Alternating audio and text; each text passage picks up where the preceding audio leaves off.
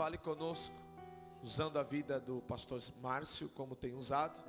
E eu sei que aqui tem azeite na botija. Estenda essa mão para cá. Pai, usa a vida do teu filho. Mais uma vez, ele é sempre bem-vindo nesta casa, como arauto, como profeta, como atalaia, mas também como servo. Usa ele, Pai, para falarmos não aquilo que queremos, mas aquilo que precisamos. Assim oramos e te agradecemos em nome de Jesus. Amém. Meus irmãos, eu saúdo a todos com a paz do Senhor. Que alegria enorme poder estar aqui novamente juntos, adorarmos o nome desse Deus tão maravilhoso. Irmãos, eu gostaria que vocês acompanhassem comigo a leitura de um texto, livro do Gênesis, capítulo 35 do livro do Gênesis, e apenas um versículo 1, versículo 1 do capítulo 35. Eu estive lendo essa passagem essa semana e Deus colocou aqui algo em meu coração e eu gostaria de compartilhar com vocês. Vocês encontraram? Amém? Diz assim o texto: e depois disse Deus a Jacó: levanta-te, sobe a Betel e habita ali, e faze ali um altar ao Deus que te apareceu quando fugiste diante da face de Esaú, o teu irmão. Amém, meus amados? Olha só a ordem de Deus a Jacó. E disse Deus a Jacó: levanta-te, sobe a Betel, habita ali e faze ali um altar ao Deus que te apareceu quando fugiste diante da face de Esaú, o teu irmão. Meus irmãos, interessante da vida de Jacó é que ele é sem dúvida um dos personagens mais emblemáticos das páginas das Sagradas Escrituras. Sem dúvida nenhuma, Jacó é aquele tipo de personagem que é facilmente identificável, ou seja, você consegue com uma tamanha facilidade se identificar com um sujeito semelhante a Jacó, e não consegue às vezes se identificar com outros personagens das Escrituras. Pelo menos isso é o que acontece comigo em particular. Eu, por exemplo, não consigo me identificar com outros grandes heróis das páginas das Escrituras. Por exemplo, eu não tenho a fé de Abraão, eu não conseguiria jamais ter essa capacidade de apresentar um filho meu em sacrifício ao Senhor. Eu não teria uma fé compatível à fé de Abraão. A minha fé também não seria compatível, por exemplo, com a fé de Gideão, que a coragem daquele homem o conduziu a liderar um exército de apenas 300 soldados contra um outro exército inumerado, um exército que vinha armado. Enfim, a minha fé também não seria compatível, ou a coragem minha não seria compatível com a coragem de Davi, que com apenas uma pedra e uma funda, ousadamente conseguiu enfrentar um gigante e derrubá-lo. Enfim, então Jacó, por essa razão, no meu ponto de vista, se torna um personagem completamente identificável pelo fato dele ser quem ele era. Jacó era aquele tipo de sujeito que não tinha máscaras, não. Ele não carregava, ele não vinha carregado de uma maquiagem, de uma roupagem, de uma falsa espiritualidade, não. Jacó era quem era e ponto final. Jacó era um sujeito que já veio com defeito de fabricação. Ele já saiu de fábrica já defeituoso, cheio de defeitos, de falhas, tinha suas limitações, enfim. Era um sujeito que, quando se fazia valer de alguma situação para levar vantagem, ele usava do engano, às vezes da mentira, da sutileza de palavras, enfim, ele enganava com uma facilidade tamanha. Ele conseguia fazer isso muito bem. Não que sejamos assim, não que eu em particular seja assim, não. Mas eu me identifico com Jacó devido à sua capacidade de querer se levantar, de se recuperar, de um sujeito que erra, sabe que está errado, mas que não quer ficar no erro. Ele quer se consertar, ele quer se recuperar. E às vezes, hoje em dia, principalmente no tempo onde nós estamos vivendo, a espiritualidade que é apresentada para nós outros é uma espiritualidade baseada na fé daqueles que não têm defeitos. Na vida, se baseia na vida daqueles que estão acima do bem e do mal.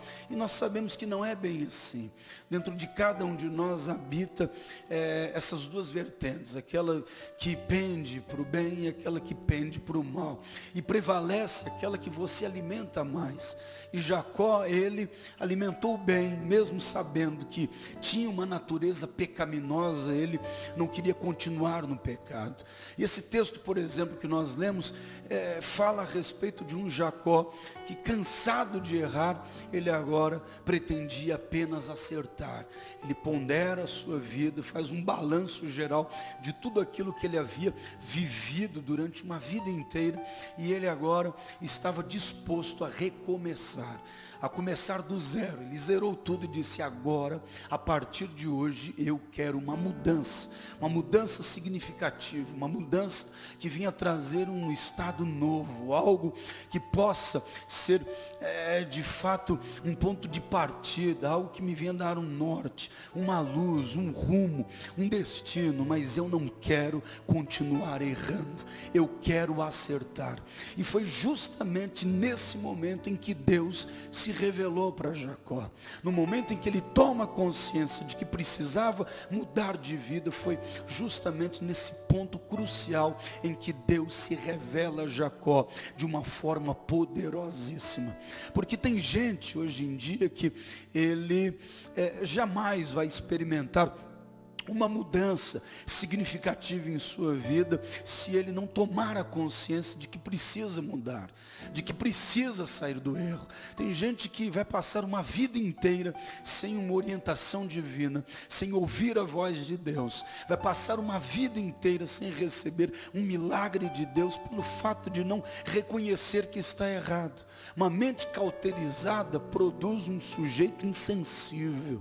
Uma mente cauterizada que para ele não está em pecado, ele não precisa de reconhecimento, ele não precisa se humilhar, ele jamais vai experimentar nada de Deus. Jacó disse: não, eu estou errado, eu quero errar, reconheço as minhas falhas e eu preciso de um novo recomeço. E o resultado está aqui. O próprio Deus se revela a Jacó e confere a ele 4 ordens que eu li através de um único versículo. Deus se revela, se apresenta a Jacó e dá a ele a primeira ordem dizendo o seguinte: Jacó, levante-se. Essa foi a primeira ordenança de Deus a Jacó. Jacó, eu ordeno que você se coloque de pé. Fique de pé, Jacó. Porque Deus exige isso de Jacó? Por uma razão óbvia, ele estava prostrado. Jacó estava caído. Jacó estava no fundo do poço. Jacó, ele já não tinha mais para onde ir. Ele estava no último degrau de sua decadência. Ele já havia perdido absolutamente tudo. Já não tinha mais para onde ir. Já não tinha mais aonde afundar. Estava na lama. Jacó, ele vivia como um foragido, fugindo de Esaú e de seus homens, fugindo de sua própria identidade, de quem era, fugindo de tantas situações que ele acabou se encontrando aqui, num lugar comum, onde ele não podia ir para mais nenhum outro lugar. E foi exatamente ali que ele se encontrou com Deus, e Deus disse: olha, então a você já não resta outra coisa coisa a não ser se levantar. Então a primeira ordem de Deus a Jacó foi essa: eu quero que você se levante. A minha vontade para com você, Jacó, é que você se coloque de pé. E o interessante dessa ordem é que Deus não colocou Jacó de pé, não. Deus pediu que ele se colocasse de pé. Porque há situações na vida da gente em que o estado em que nós nos encontramos é um estado tão lastimável, é um estado tão deprimente, deplorável, que o próprio Deus se encarrega em estender as suas mãos e nos tirar do fundo do poço. O próprio Deus, ele se responsabiliza em fazer todos esses trâmites. Ele vai lá, desce, levanta, restaura, recupera, firma os pés, os passos em uma rocha. Ele levanta, mas aqui foi diferente. Veja que o tratado de Deus na vida de Jacó foi completamente diferente na vida de todos os outros personagens das Sagradas Escrituras. Jacó, Deus ama a Jacó a despeito de Esaú. Deus ama aquele que aparentemente era o errado a despeito daquele que se achava o correto, porque o amor de Deus é assim. É aquilo que as Sagradas Escrituras diz a respeito desse tão imensurável amor, que ele nos amou quando nós ainda éramos pecadores. E aqui o próprio Deus disse: Jacó, é o seguinte, eu desejo que você se coloque de pé. Não era Deus levantando Jacó, mas era Deus dando a ordem, a palavra de ordenança. E o que isso aqui significa? Significa que às vezes Deus levanta e às vezes Deus exige que você se coloque de pé. Ou seja, em outras palavras, é você que precisa tomar a iniciativa. É você que precisa tomar a consciência de que esse estado no qual você se encontra, ele só será modificado a partir do momento em que você tomar uma atitude. Deus, ele não vai te levantar. Deus, ele não vai te levantar, mas ele já te deu a palavra de ordem: levante-se. Ou seja, isto não depende mais de mim. Eu já liberei a palavra de ordem. Isto agora depende de você. Se você quer vencer, é você que precisa tomar a consciência de que não pode continuar assim. Eu vejo às vezes muitos crentes semelhantes a um pugilista que entrou no ringue lá e ele já está apanhando há muito tempo. Já foi o primeiro assalto, ele apanhou o segundo, beijou a lona, se levantou, se recuperou. Talvez o técnico foi lá, jogou a toalha e jogou uma água, aquela coisa toda, abanou o sujeito. Ele disse: não, estou pronto para outro, vamos lá. Aí soou o gongo e vamos lá para mais um assalto. Ele entrou no ringue e foi lá e apanhou de novo. Mas enfim, se fossem 10 assaltos, você, se aguentasse os 10, perderia da mesma forma. Por quê? Porque aguentou a surra, aguentou as pancadas, mas não venceu.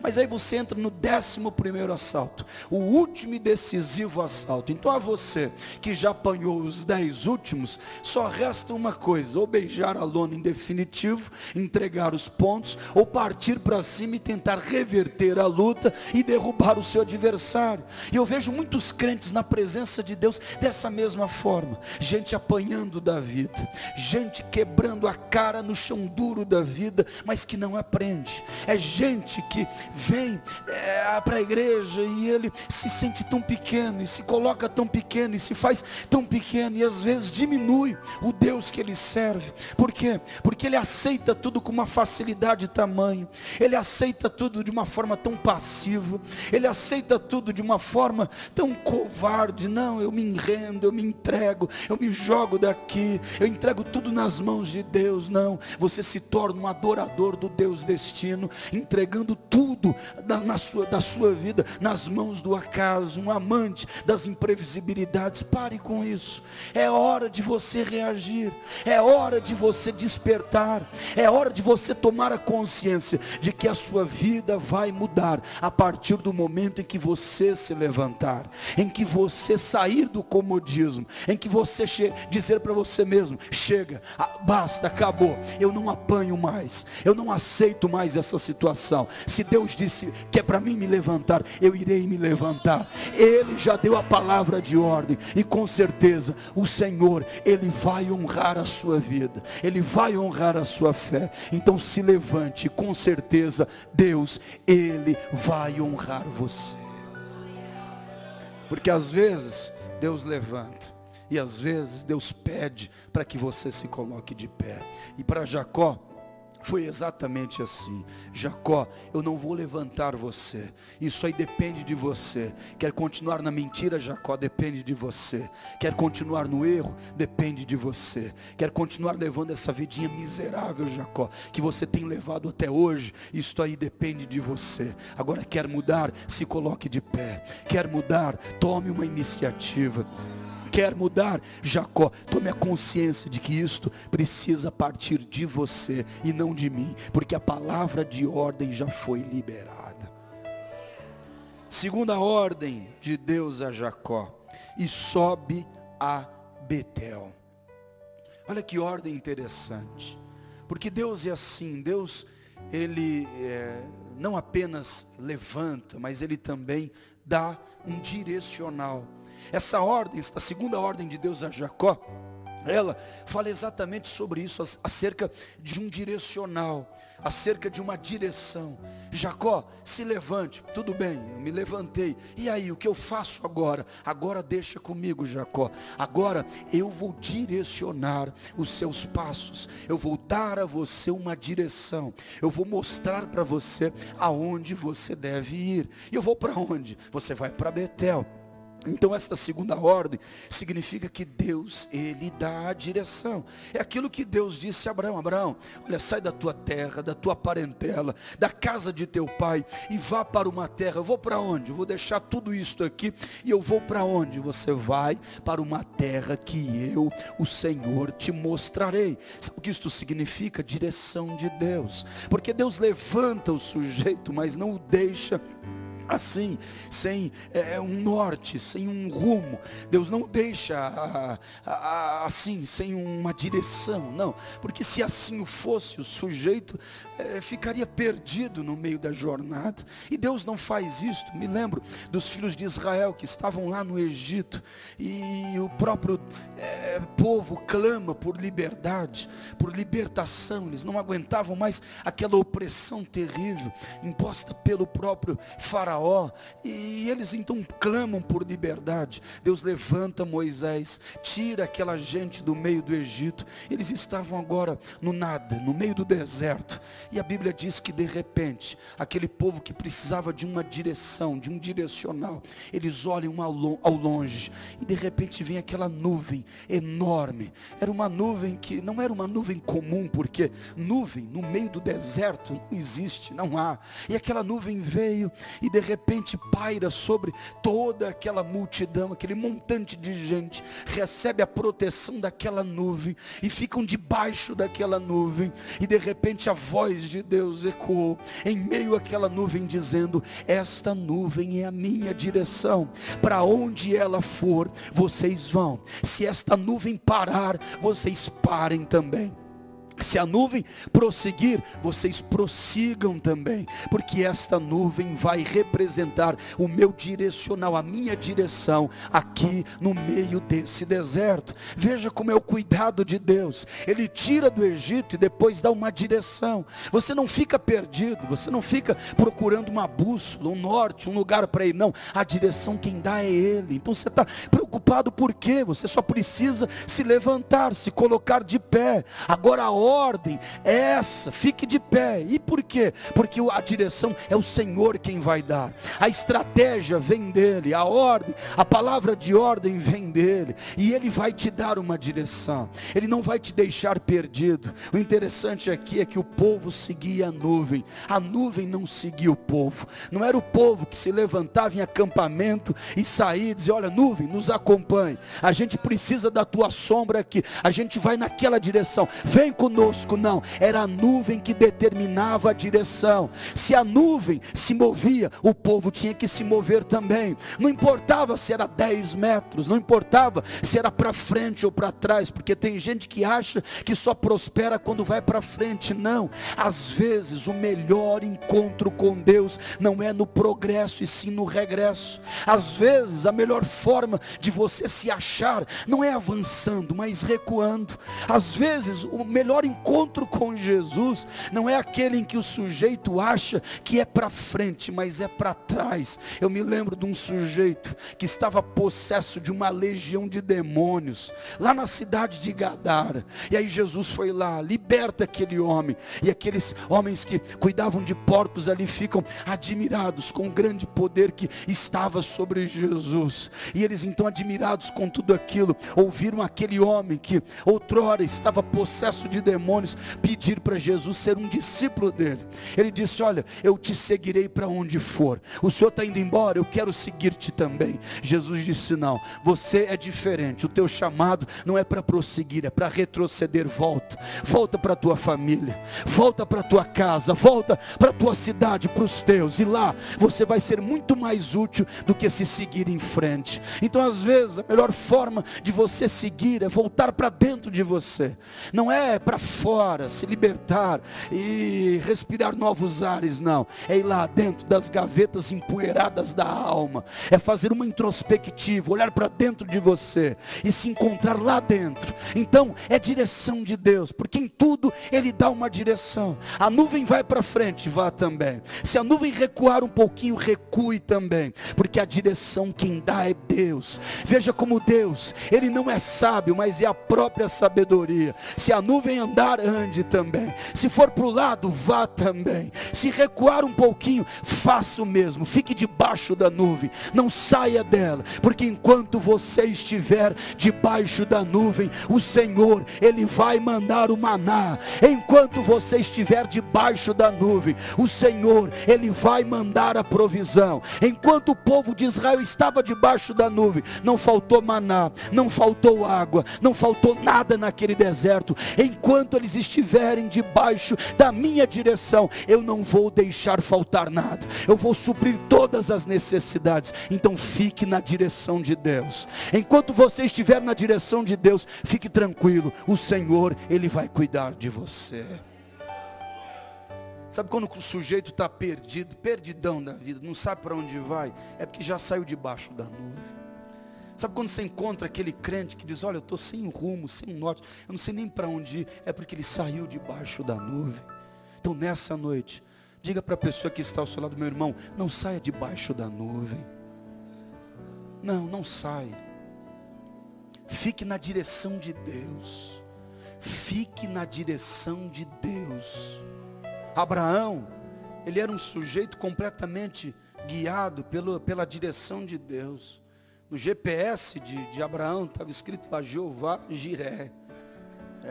Fabricado nas mansões celestiais. Ele se guiava por aquilo lá. Tanto é que quando o sobrinho dele, um sujeito chamado Ló, ganancioso, olho gordo, disse: não dá mais para a gente ficar junto, os teus pastores se desentendem contra os meus e essa coisa toda, vamos fazer uma separação aí, a gente divide meio a meio, e para onde o senhor for eu não vou, eu vou para o outro lado, para o lado oposto, e aí? O que o senhor quer? Aí Abraão disse: olha como Abraão tinha a direção de Deus. Se ele fosse ganancioso, se ele não tivesse a direção de Deus, a visão de Deus, ele ia falar: então eu escolho o primeiro. Abraão estava tão na direção de Deus, que ele disse: olha, faz o seguinte, rapaz, escolhe você primeiro. Para cá tem campinas verdejantes, para o outro lado só tem montanhas, terra pedregosa, terra rochosa. E aí, o que você quer? Ló não pensou duas vezes. É o seguinte, gente, meus pastores, vamos se levantar, é para cá mesmo que a gente vai. Tio, Deus te abençoe. Estou indo embora, tua bênção. Pode ir, meu filho, vá para as campinas verdejantes de Sodoma, vá para lá, fique nos limites de Gomorra. Eu vou para essa terra rochosa aqui, mas se eu estiver na direção de Deus, vai sair água da rocha. Se eu estiver na direção de Deus, vai nascer na rocha. Se eu estiver na direção de Deus, vai sair milagre da rocha, porque quando você está na direção de Deus, ainda que você ande pelo vale da sombra da morte, mal nenhum te sucederá. Ainda que você passe pelas águas, elas não te submergirão. Ainda que você passe pelo fogo, nem a chama arderá em ti, se você estiver na direção de Deus. Na direção de Deus é algo glorioso. Terceira ordem de Deus a Jacó: sobe a Betel e habita ali. É para ficar ali até a segunda ordem, não é para sair de Betel. Primeiro, levante-se. Segundo, sobe a Betel, uma direção, eu te dou um caminho. Terceiro, fique ali, não é para sair dali. Tem gente que não entende esse sentido de persistência, de permanecer num local. Não, tem gente que ele muda o estado da alma como ele muda de uma peça de roupa. Deus disse: habita ali, fique ali. Tem gente que acha que mudanças são assim, da noite para o dia. Não, mudanças sempre geram em nós, enfim, uma certa expectativa. A gente quer que tudo aconteça num instante. Não, Deus disse: é para habitar ali. Mas por que justamente em Betel? Porque foi em Betel, Jacó, que você fez tanta coisa errada. Então vai ser ali em Betel que você vai ficar durante um bom tempo, até a segunda ordem. Mas por que eu vou ficar lá em Betel? Senhor, é só de passagem, eu passo por ali, dou um alô para quem conheço e sumo dali, não quero ir para Betel. Não, é lá em Betel que você vai permanecer até a segunda ordem. Foi aqui que Deus te chamou, é aqui que Deus vai honrar você, é aqui que o Senhor te chamou, é aqui que Ele vai te honrar. É lá que Deus te mandou, é lá para Betel. Então é lá, Jacó, você vai permanecer em Betel, porque aqueles que te viram no teu primeiro estágio, quando contemplarem você nessa nova fase, eles não vão acreditar nessa tão grande transformação que eu fiz na sua vida. Então você precisa ficar em Betel, você precisa ficar ali um tempo, para mostrar para toda aquela gente que eu sou na sua vida, porque é ali que você vai prosperar, é ali que eu vou te honrar. Aonde você cometeu os seus piores erros, aonde você decepcionou muita gente, aonde você saiu de lá humilhado, envergonhado, é ali que eu vou honrar você, é ali que eu vou prosperar você. Então Deus está dizendo: fique aí, não saia. Talvez o seu Betel seja um estado, um momento, não importa, fique aí. Mas a luta está grande, fique no seu Betel, porque é aí que Deus vai te honrar. Mas a luta está grande, eu preciso sair, eu não aguento mais, eu estou sufocado. Fique aí até a segunda ordem. Não faça nada, não tome nenhuma providência, não tome nenhuma atitude precipitada, porque assim diz o Senhor: no tempo certo Ele vai honrar você, e aqueles que desacreditaram de você, eles verão que Deus é na sua vida. Aleluia. Creia. Diga para o seu irmão: mas não saia de Betel, meu irmão. Fique aí até segunda ordem. Não saia de Betel, fique aí. Não saia, fique aí. E para a gente finalizar, 10 horas. Nossa, eu estou magro mesmo, olha que bonito que eu estou. Eu fiquei bem na televisão. Para o YouTube. Eu vou entrar lá depois. É www o que mais? Amém. Que bênção. Olha, eu vou ficar bonito mesmo. Eu estou admirado. Mas enfim. A última ordem. Olha o que Deus disse. Quando você chegar lá, Jacó, você constrói um altar. Primeira coisa que você vai fazer é construir um altar. Sabe o que esse altar significa? Comunhão com o Eterno. Porque não adianta você se levantar, você tomar consciência de que necessita de uma mudança drástica em sua vida, nas suas atitudes, no seu modo de ser, de agir, de pensar. Não adianta você ter uma direção, não adianta saber para onde ir, não adianta você permanecer num local, não adianta você prosperar numa localidade, numa determinada área da sua vida. Não adianta nada disso se você, Jacó, não tiver um altar, se você não tiver uma comunhão comigo. Esse altar era uma exigência e talvez a mais importante dentre as 4 ordens, era exatamente essa última: faça um altar. Você se levanta, você vai até Betel, você fica ali até a 2ª ordem, mas quando chegar, a primeira coisa que você vai fazer é construir um altar. Infelizmente hoje, no meio em que nós estamos inseridos, eu digo no meio religioso, as pessoas querem se levantar, querem mudar de vida, querem prosperidade, elas querem ter a noção para onde vão, elas querem tudo isso, mas elas não querem mais intimidade com Deus. Intimidade com Deus é muito mais do que você derramar 1, 2 lágrimas durante um culto. Intimidade com Deus não é apenas levantar as mãos no momento do louvor e você achar que isso é um momento íntimo entre você e Deus, não. Intimidade com Deus vai muito mais além do que performances. Intimidade com Deus vai muito mais além do que tudo aquilo que a gente acha que é íntimo, não. A intimidade que Deus quer conosco, às vezes, não está pautada naquilo que a gente entende como culto, não. Às vezes o culto é no particular, é entre eu e Ele. Porque assim, no montante, a gente se deixa levar pela emoção, todo mundo louva, adora, mas intimidade é algo restrito, reservado a apenas 2 pessoas. E Jesus disse: quer ter um encontro com o Pai? Fecha a tua porta, fecha a tua porta, é dentro aqui, desse coração, fecha essa porta aqui, e aqui dentro do quarto da alma, você vai ter intimidade com Ele. Jacó, o altar é aqui dentro, viu?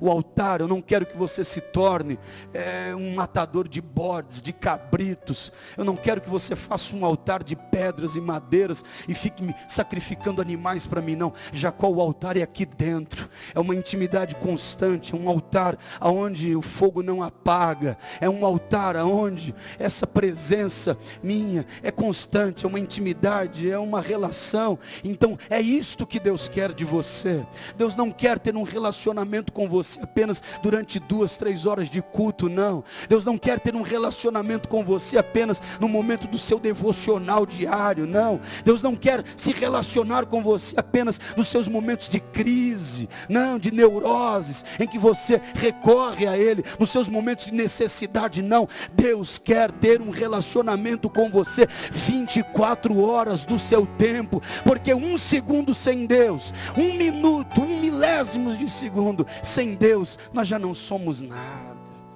Então não adianta você ter tudo, mas não ter essa presença, não ter um altar.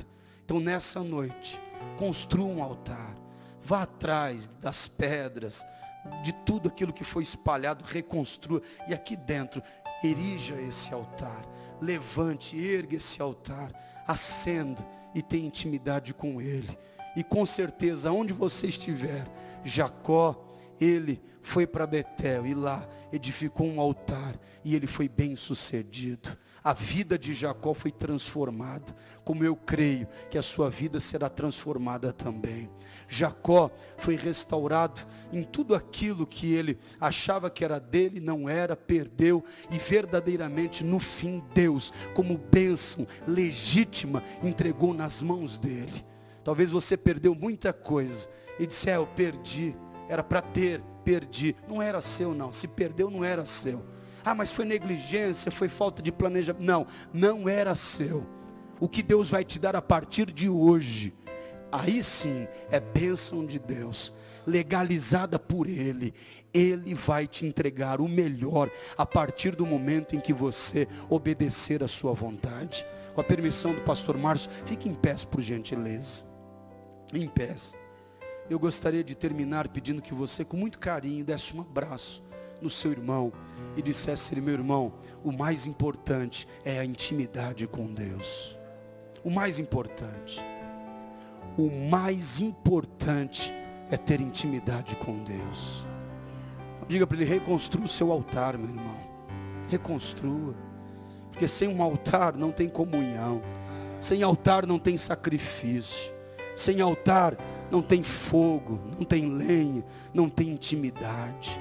Então se levante, vá até Betel, Deus vai te dar uma direção. Se coloque de pé, creia, tenha intimidade com Ele, persevere, e se fizer isto, bem fará, e o Senhor vai honrar você. Que Deus vos abençoe em Cristo Jesus. Pastor.